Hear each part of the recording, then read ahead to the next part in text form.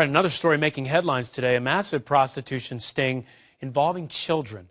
The FBI announced its undercover cross-country operation today, rescuing 105 children ages 13 to 17 over the weekend. They targeted 76 cities. 230 law enforcement agencies were involved. In the end, 150 people arrested. And the feds talked about who is at risk of becoming a victim. Take a listen. But we see this vulnerability space that seems to be around 13 and to 16. It's more pronounced. And that tends to be the age where many of us as loving and caring parents occasionally find some differences with our teenage daughters. And exploiters will exploit that gap. They will move into that gap and try to fill it. It's tragic to hear. Dr. Lois Lee is a psychologist who founded a safe shelter for these kids to recover. It's called Children of the Night. She joins us now. And Dr. Lee, first, let's talk about your shelter because we see these kids.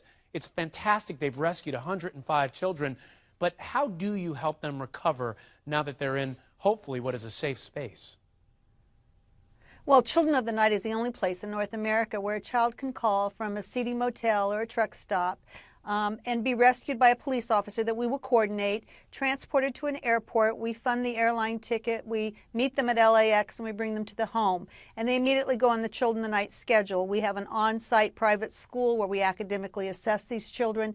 We send them to the health department to get immunizations because many of them have never had immunizations.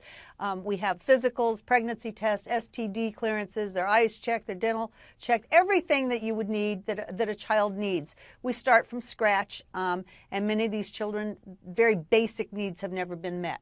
And I believe you are what you do. And after doing this for several days and recreation on Fridays and a softball team and church on Sundays, they change very rapidly. It takes time for them to learn to trust, to realize that we're there to help, that we're not there to ship them off to some other situation where they're going to be exploited. Sounds like you get them in a safe space. And you know, Dr. Lane, one thing that really disturbed me about the statements from the FBI was they talked about the Super Bowl being a prime environment for child prostitution. I worked in sports. Okay, tell us about that. You feel it's not? It's not. Well, I know it's not because it's just far too expensive for pimps to get their girls in there in order to get them to work, and because the security is intense. And yes, there's a lot of tourists, but because of the security, they can't go unnoticed. So what kinds of places are? Let me jump in real quick. What kinds of places are then? What kinds of places do you think the FBI and others had to target in order to rescue these kids? Well, I know the other places they target, and it's very effective, are all-star games, less formal, less expensive venues, casinos.